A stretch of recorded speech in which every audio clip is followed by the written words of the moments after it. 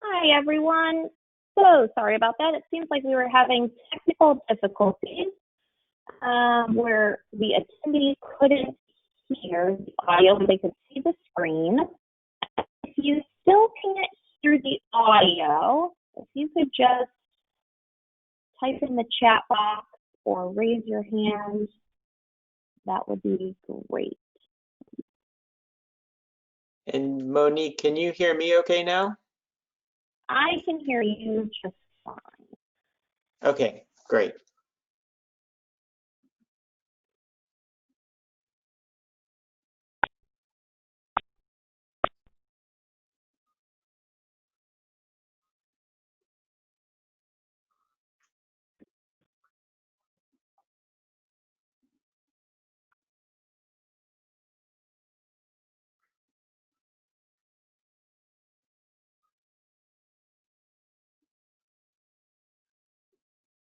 Oh, perfect. Okay, it seems like people can hear us. Okay, perfect. Oh, wonderful. Thank you, everybody, for rolling with those punches. It's fun when we have technology issues, but we are ready, rocking and rolling. We have Richard Scheward. We will go back and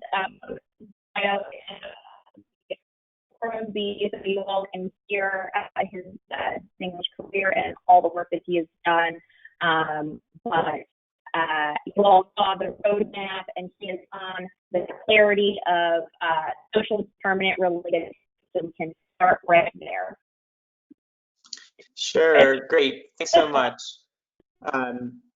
So just to sort of kick things off, I thought it would be helpful to provide a little bit of clarity on the language that we use when we talk about things like social determinants of health and social risk factors. And there's this really great commentary in the Milbank Quarterly.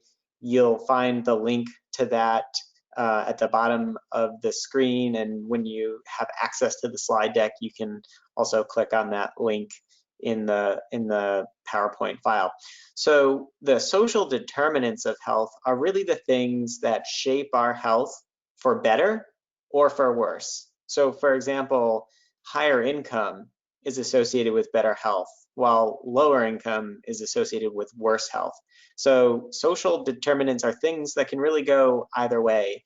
And that's in contrast to things like social risk factors, which are very specific and adverse social conditions that are associated with poor health, such as food insecurity or housing instability. And these social risk factors have very real impacts on health and healthcare. And in the emerging literature on social interventions in clinical settings, including food insecurity interventions, these social risks are sometimes referred to variously as social determinants, health-related social needs, or sometimes social needs.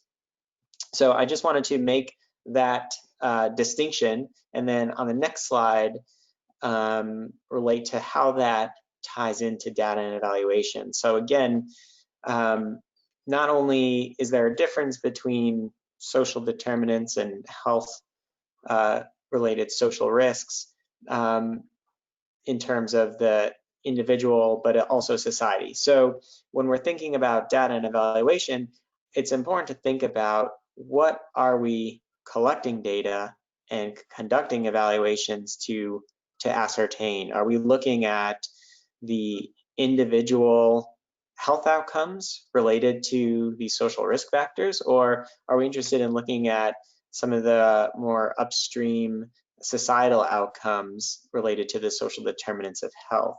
And so I think having clarity on not just the language that we use, but what our interest and design is in data evaluation is really important. And there's a link to this commentary that appeared in Health Affairs just over a year ago. We can go to the next slide. So I have a few slides here from my colleague Alex, who wasn't able to join us today. And so I'll present those on her behalf, but she wanted to share with you the strong foundation that we all are able to work off of when we think about data and evaluation in the context of food insecurity, screening, and interventions. And it begins with just a few overarching principles.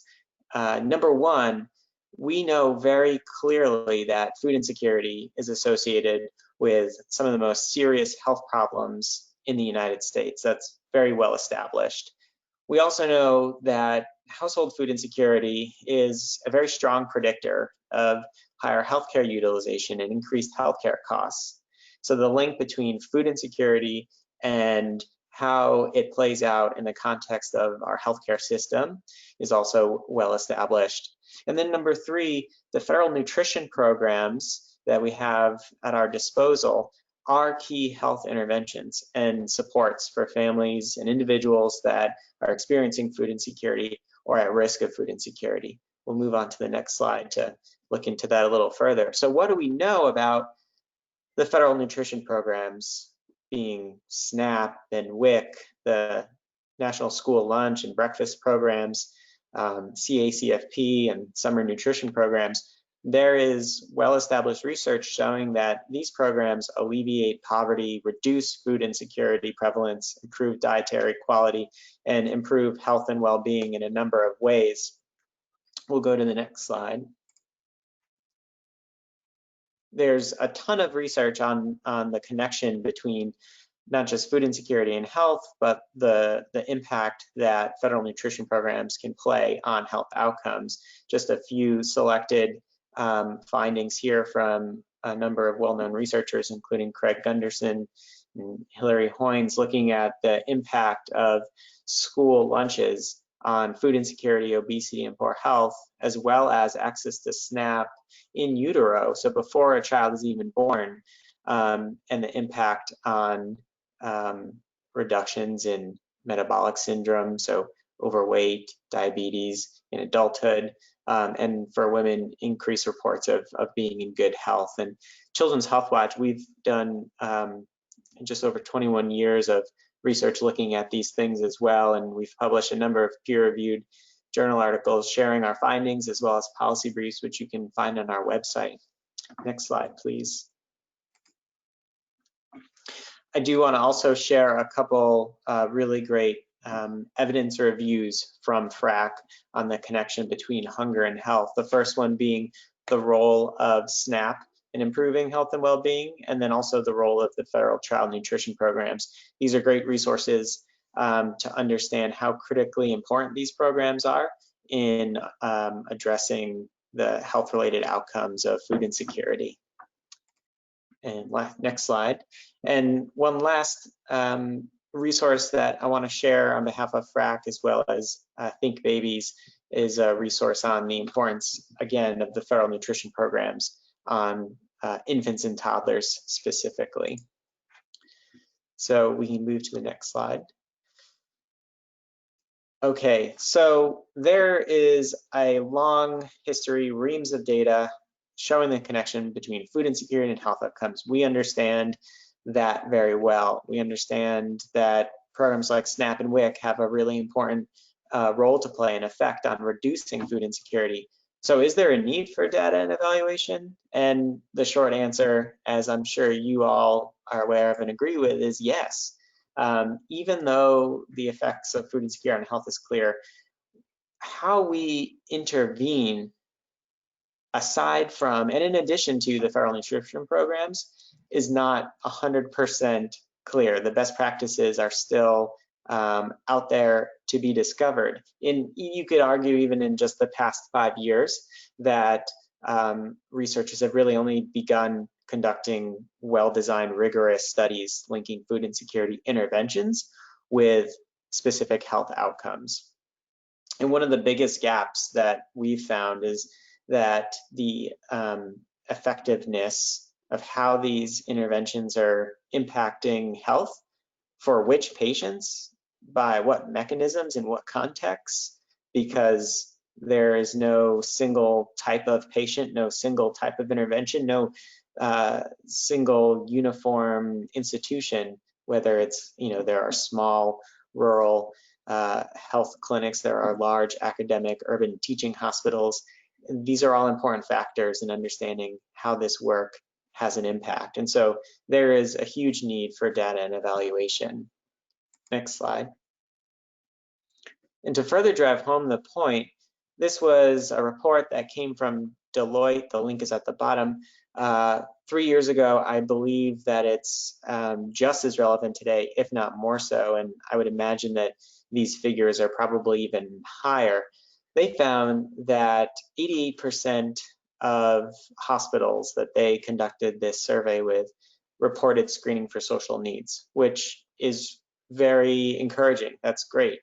However, just over a quarter of those who were screening said that the screening tended to be sort of ad hoc rather than in a systematic process-oriented way. And even more surprising is that nearly half of hospitals that did screen for health-related social risks didn't have the capability to actually measure the outcomes of their activities.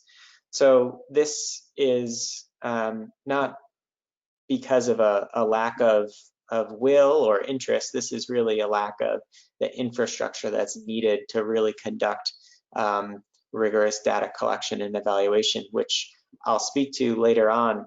But I think it all speaks to the fact that there is such a need for data and evaluation.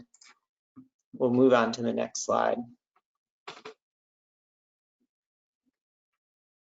And that need really exists on both ends of one side, screening for food insecurity, identifying it in clinical settings, and then on the other side, providing interventions that are aimed at addressing it.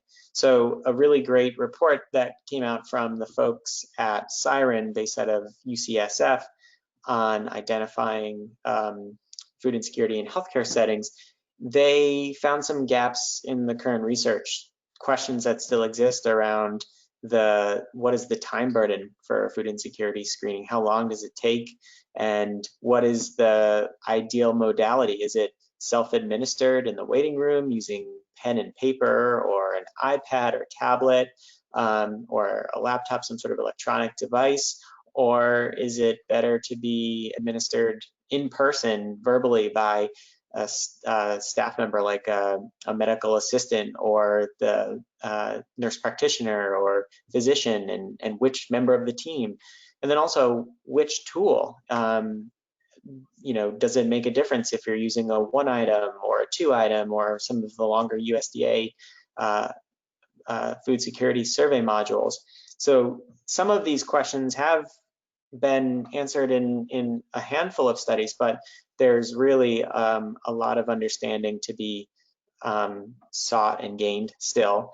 And then also understanding the impact on screening practices on the medical care team. And this, I think, is even more important today, given the current realities that we face with COVID-19 and the global pandemic and economic crises. This work is more important now than ever, and these questions are even more important to answer. Next slide, please. And there are other research gaps as well on the intervention side. So Children's Health Watch took part in a 2-year effort led by the Center for Health Law, Policy, and Innovation at Harvard Law School and Community Servings, the Massachusetts Food is Medicine State Plan. And over the course of developing this state plan, we identified a number of opportunities and also current gaps in the research, specifically as it relates to food is medicine or nutrition-related interventions. And so some of the questions that we realized were unanswered are thinking about if you deploy a tiered intensity intervention. So on the low end, referring someone to the local food bank, or in the middle case, providing a medically prescribed meal box, or in the high-end case for the sort of sickest of the sick, a very specific medically tailored food program. Those tiered interventions, what are the impacts on cost and on health outcomes? What's the comparative effectiveness between these types of interventions on health conditions? And other questions such as what's the appropriate dosing? And so there are a number of questions that are still unanswered. And we'll move on to the next slide. And I think I've really driven home the history for the basis of what we know about food insecurity and health, the federal nutrition programs and their connection to health, the fact that we do need research, data, and evaluation, and what some of those gaps are. And so now turning to the work that you are all doing, and I'd love to sort of really bring this down into reality during the Q&A to hear examples of the work that you're doing and questions and things that you're thinking about. But thinking about the work that you're doing, the really most critical, fundamental part that I think often gets overlooked is finding your why. And so from the get-go, understanding why are you screening for social risk? In the context of food insecurity, why are you screening for food insecurity? What are you hoping to understand from that? What are you hoping to do with that? What is the patient population that you're focused on, and what are the outcomes, and what's the scale? Understanding why you're doing it will then help you understand aspects of your data and evaluation plan, like the tool that you use to measure food insecurity. Is this a 2-question hunger vital sign tool that is the best for you to use?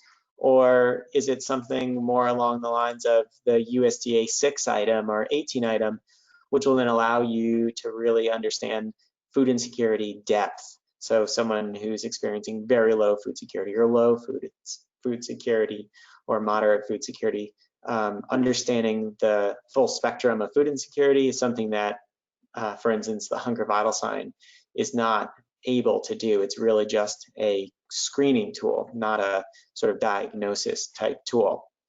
So understanding your why gives you a sense of what are the right tools to use and what are the right interventions. Because if you know that you're focused just on families with young children, then that's going to help inform the types of interventions that you're going to provide and then study. If you're focused on older adults, same thing there. We'll go to the next slide. So having clarity on your why is going to give you a lot of insight into the data and evaluation that you're going to conduct. And so if you're thinking about things like return on investment, you can think about it in financial terms, the dollars saved, but there are other types of sort of returns on investment, especially in a value-based care environment. So for example, thinking about patient satisfaction or provider satisfaction, reducing provider burnout, which is a huge issue, or improving quality measures. You can think about your data and evaluation in a number of ways, from ROI as one example, but also implementation science, quality improvement, or looking at health outcomes. We'll go to the next slide. And really, data and evaluation has a role to play at every step in the process. So this is a screening and referral process that we've used in a number of cases before. And at every stage, from getting buy-in and commitment from your staff, the leadership of your organization, to selecting a screening tool you're going to use, to obviously documenting both, well, a number of metrics, the partnerships that,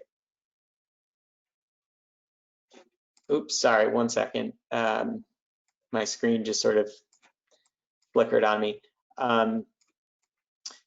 Whether you are a healthcare agency or a community-based agency, the partnerships that are formed, making sure that data and evaluation runs through those partnerships, that there are agreements in place and understandings is critically important. And then obviously the monitoring and evaluation aspect of this work is where that really comes to bear fruit. Go to the next slide. Okay, so not just, again, why, but how do we collect standardized social determinants of or health-related social risk data in healthcare settings? It can play out in a number of ways.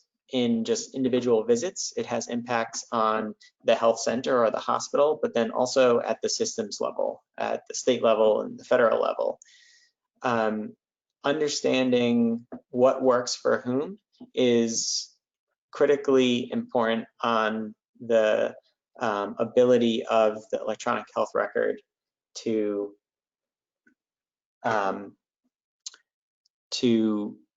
collect and have that information. Sorry, we'll go to the next slide. Okay, so we're going to move into building the research infrastructure. I want to give credit and thanks to a good colleague of ours, Sarah DeSilvi, who is a member of the Hunger Vital Sign National Community Practice, a practicing nurse practitioner, a member of the Gravity Project out of Siren UCSF that we'll look to in just a minute. But I want to give her credit for these materials. So we understand that the food security status of the families and the households that we all serve matters, but what we should realize is that in many cases that this is hidden from clinical documentation. The referrals that we make, the research that we're conducting, it's not living in the EHR at this point or at the level that it needs to be. And so that's the infrastructure that we need to build that's going to help you all conduct rigorous data and evaluation. So next slide, please.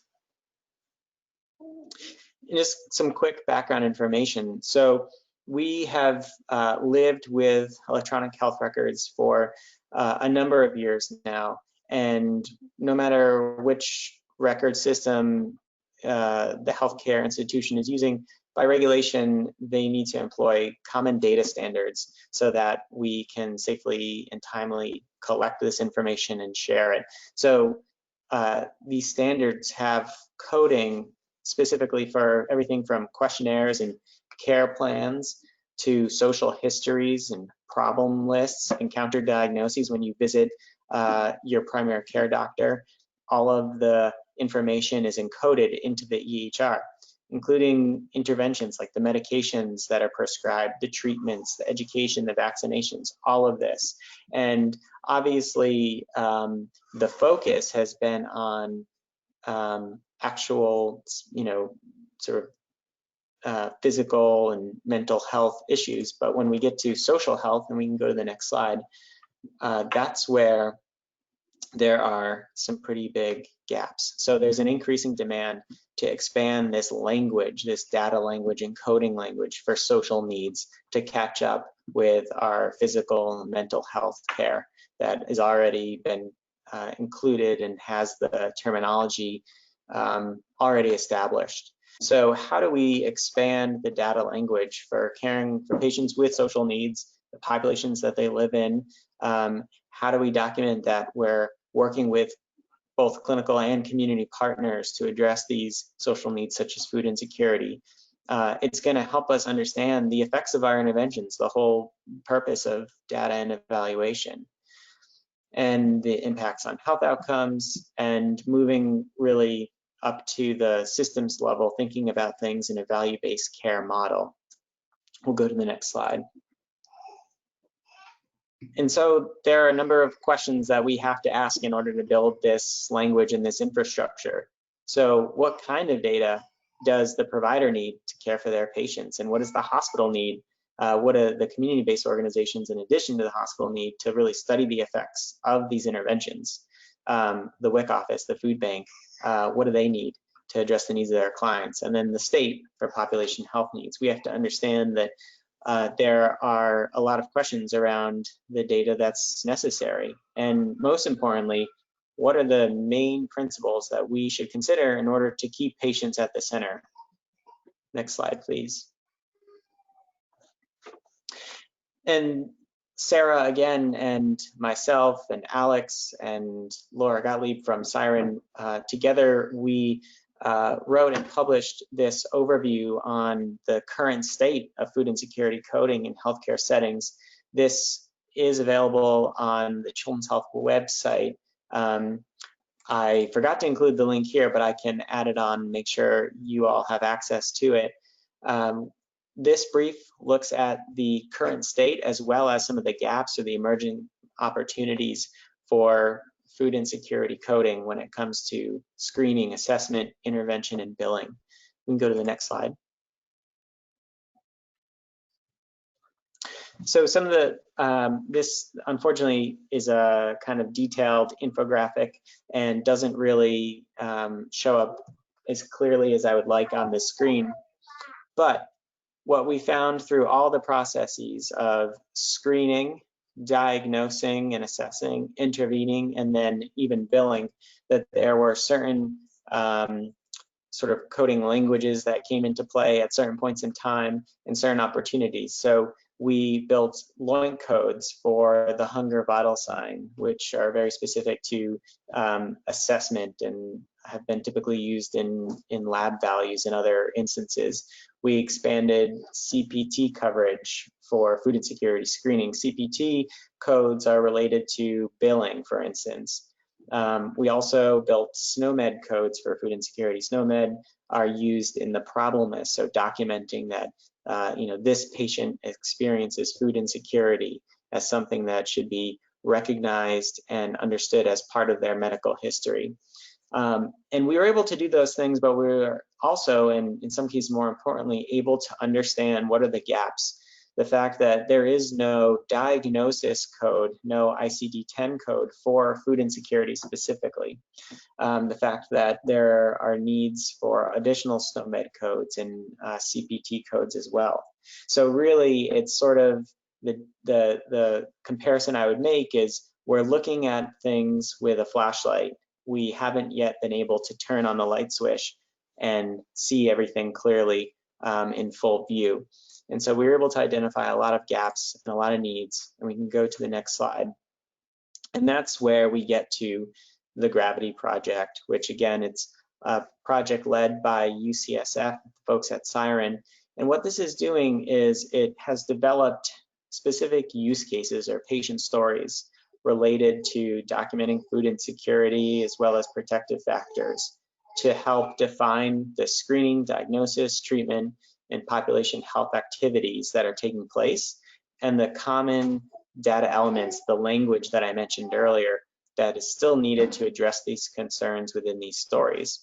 And the group has developed a web resource that will that does and will contain accessible guides for the implementation of this language. So actually putting it into practice, preserving the meaning for purposeful data sharing, and the grand ideal goal is interoperability. So that is the sort of research infrastructure that I think is really exciting and really needed, and just thrilled to be one of the over 600 people that are involved in this large Gravity project. The next slide, please. Okay, and so I want to cover a few sort of considerations and next steps. Obviously, data and evaluation in the context of the work that you do is a really big topic, and I was really only able to touch on some of the high level, most salient things in terms of what we know about it, what are the gaps, what are some of the biggest considerations, and what are the biggest opportunities and needs as a field. I want to let you know about the Hunger Vital Sign National Community of Practice. We can go to the next slide. I mentioned it earlier, it's co-convened by FRAC and Children's Health Watch. It's a relatively informal peer learning network that has quarterly virtual meetings. We have collaborative subgroups as well as an annual in-person meeting in addition to the virtual meetings where we report out on the activities of our subgroups. There is a research subgroup. There is a coding subgroup. So if folks are interested in those specific topics, you can get more involved in that work. We can go to the next slide. Among the other subgroups I mentioned, coding and research, there's also clinical implementation and policy. And together as a network, we focus on these 4 specific areas. Go to the next slide. And I'm sharing my contact information in case you're interested in learning more or getting involved in the community practice. There are no costs involved or time commitment. It's, again, a very informal, sort of loosely based network that we hope can serve as a resource for moving the field forward and identifying, some of the opportunities and roadblocks to address in all of this work. So we can go to the next slide, and I will again share my contact information and Alex's, and happy to turn now to Q&A for the remaining 20 minutes or so. Thanks so much, Rich. That was really wonderful. And thank you again for presenting both your information and Alex's. I think both were incredibly valuable. There are a couple of questions in the chat box, and just as a reminder, if you have questions that you think of after the webinar today, please share them via the forum beam, and Rich will be available to answer the questions that come through via the online. Alex and Monique, can you still hear me okay? Yep. Can you hear me okay? Oops, sorry about that. I apologize. I realized that my sound was off. I'm so sorry. Oh, no problem. Can you hear me okay? I can hear you just fine. Yep. Sorry about that. Great. No problem.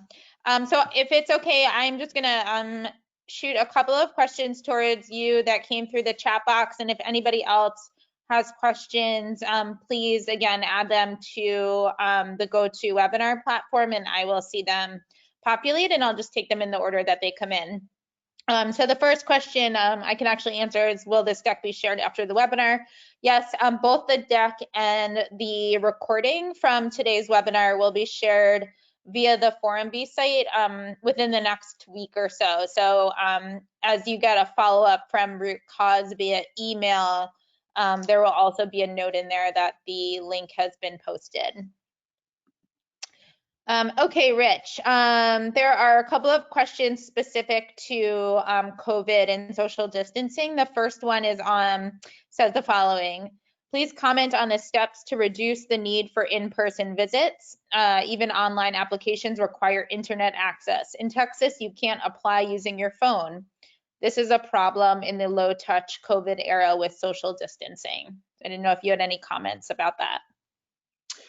Yeah, that's a really great question. I think that, and Children's Health Watch is working on releasing a pair of COVID-19 related policy response briefs, one focusing on federal policy opportunities and another focusing on state level opportunities.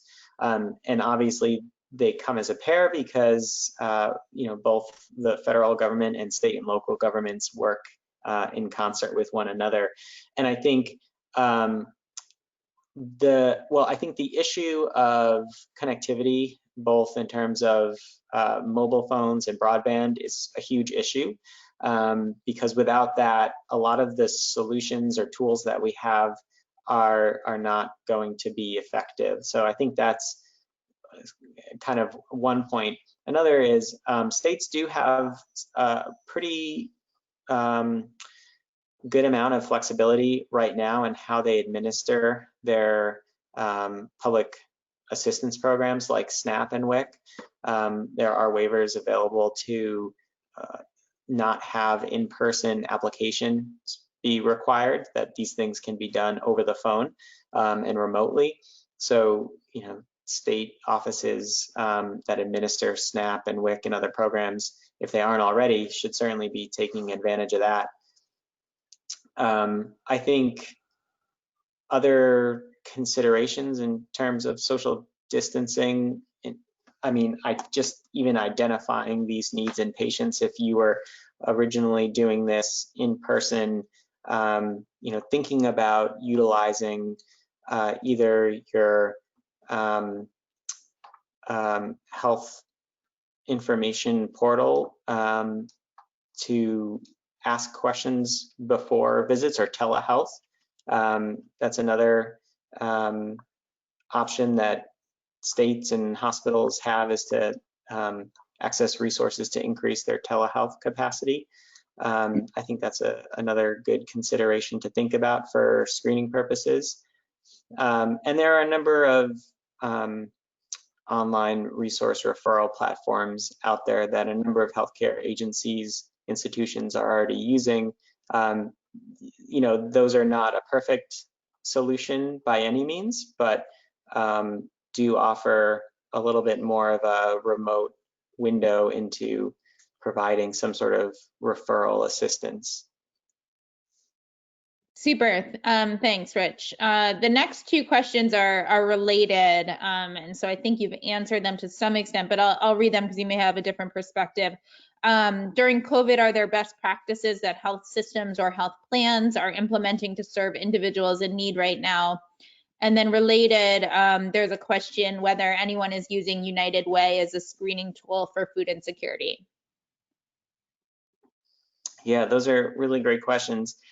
You know, I'm not even gonna, I have ideas certainly, but these are not solutions or the be all end all by any means, because we're all experiencing this in real time. And so I don't think that there are best practices per se in how this work adapts and reacts to the realities of COVID that we're all facing. I think you know, the technology and tools available to us through telehealth and things like that are a start, but again, not perfect solutions. I know, just speaking from the perspective of Boston Medical Center, you know, we're completely rethinking the way that assistance takes place. We're looking at opportunities to provide meal delivery. We're looking at opportunities both on the food insecurity and housing side of things. How do we provide safe quarantine options for families experiencing homelessness? I think that there are just so many considerations, and we're all kind of, you know, all hands on deck trying to understand the best way to react and respond to it.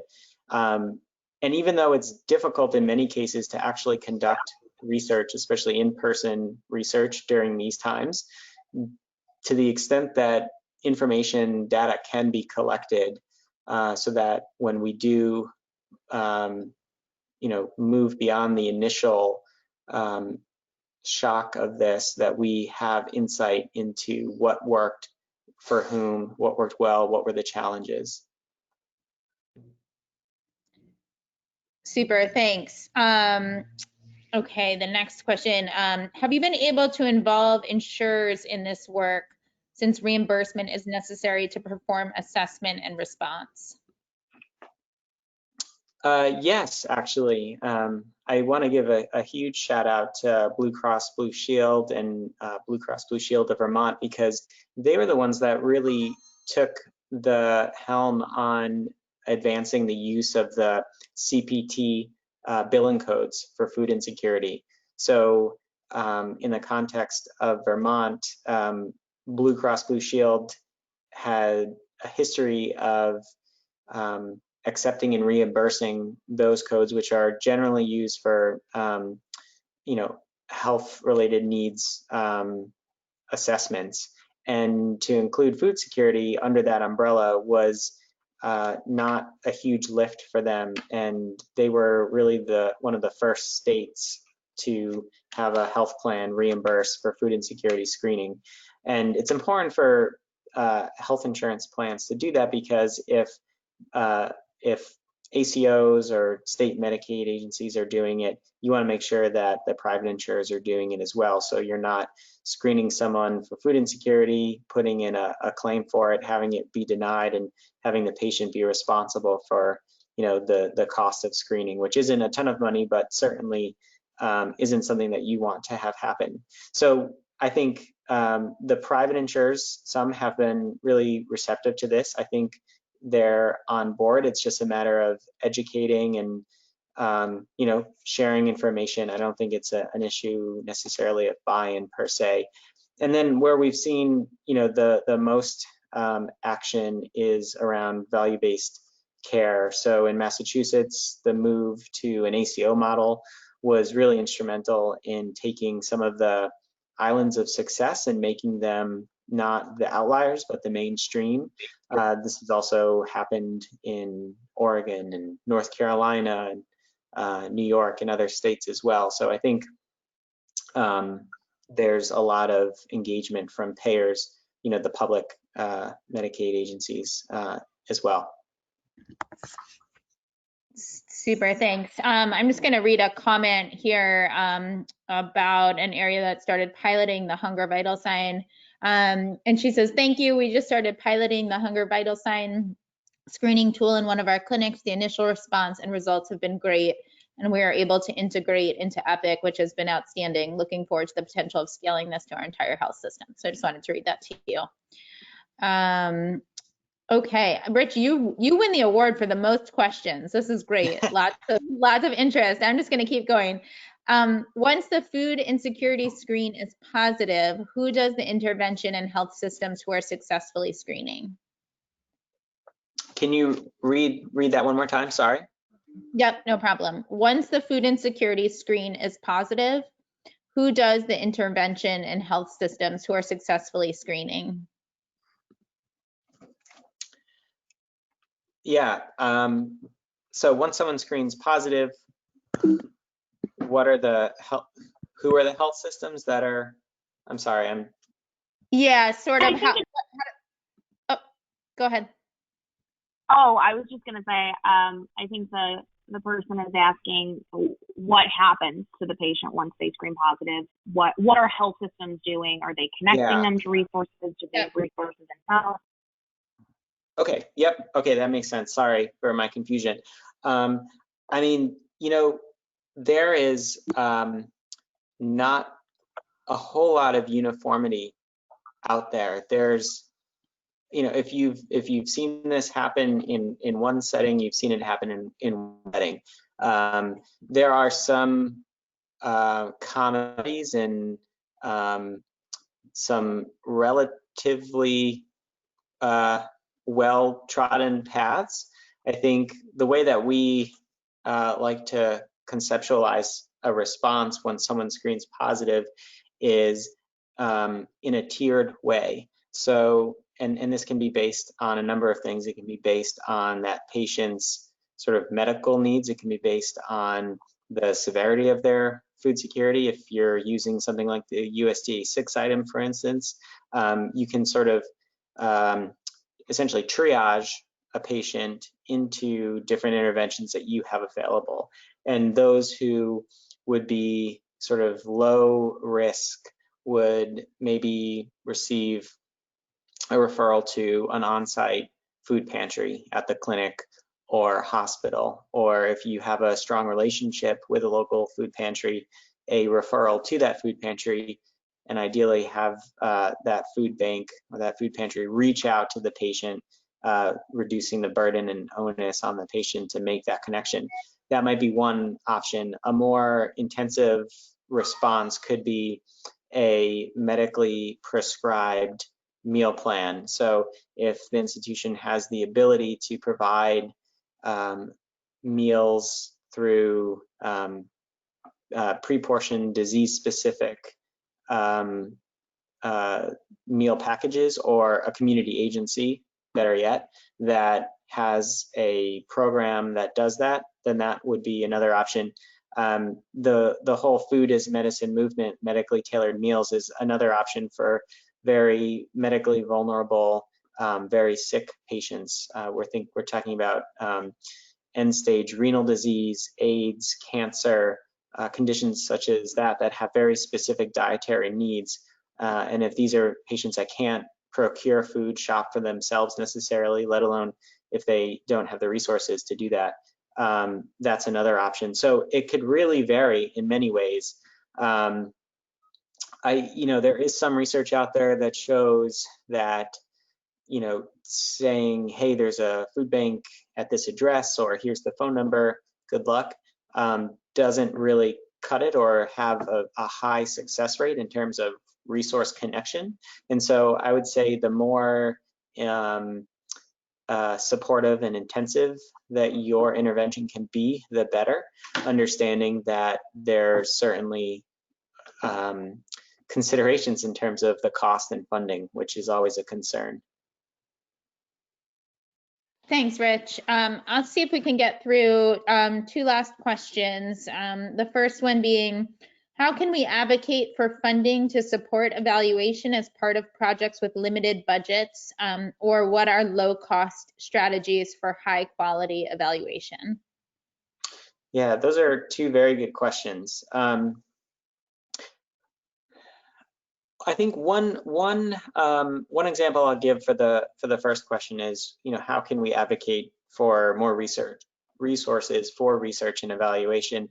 Obviously, philanthropy seems to be the way that most data and evaluation is being conducted. Private foundations that understand the importance of this work and are funding organizations to do that.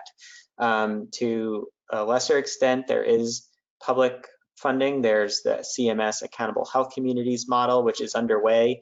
That's a 5-year effort. Over 30 organizations are screening for social needs, providing interventions that are being studied. So there is a precedence there for public support.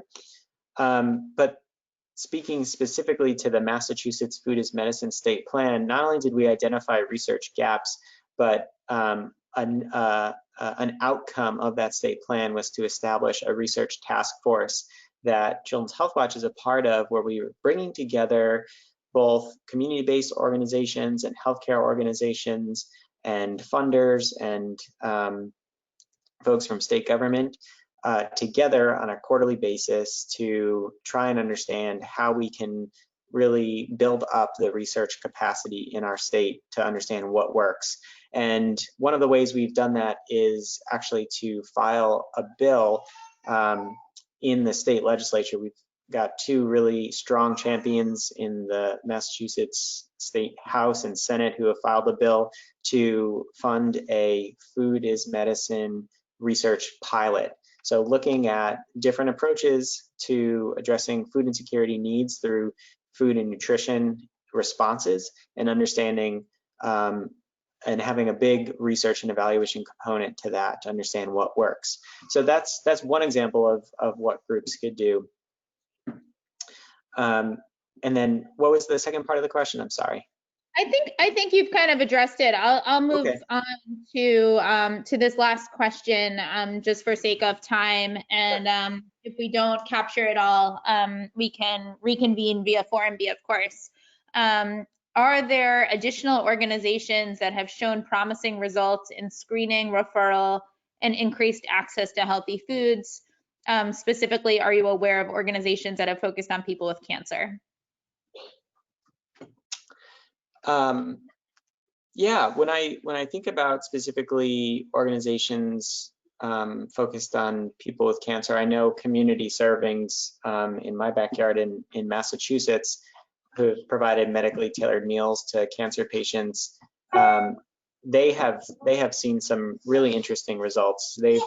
And I can post this in Forum B as well. They've worked with researchers such as Seth Berkowitz out of UNC, formerly Mass General, to look. They've done a randomized control trial of the community servings model and found that it not only improved health outcomes, but really also reduced healthcare costs as well. So I think you know, for very medically vulnerable patients such as cancer patients, medically tailored meal program can be pretty highly effective. Great, thanks so much, Rich. I think we'll leave it there and give everybody 2 minutes back. This was really insightful and helpful, and just judging by the questions alone, a lot of interest. A couple of questions that we didn't get to, so please feel free to continue the conversation via Forum B. For anybody who joined late, the slides and audio recording will be posted on the Forum B site, so take a look for it there. And with that, I will turn it back over just to Monique for one last minute in case she has any follow-up comments. Thanks, Alice, and thanks, Rich. Just want to say thank you so much from the Root Cause Coalition for all of you joining us on this program today. We have another session of our learning cohorts on Thursday at 1 p.m. We'll be still talking about data and evaluation, but on the housing lens. So if you're interested in signing up to attend that session, the registration link was sent out in our weekly bulletin on Monday, as well as it's located in the Forum B platform. So we're looking forward to having you on that webinar, and thank you so much for your participation. If you have any questions about the coalition, please do not hesitate to reach out to myself or any other coalition staff. Thank you so much, and we hope you have a wonderful rest of your day, and that you stay safe and be well. Thank you, Alex and Rich. Thank you so much. Everyone. Bye-bye.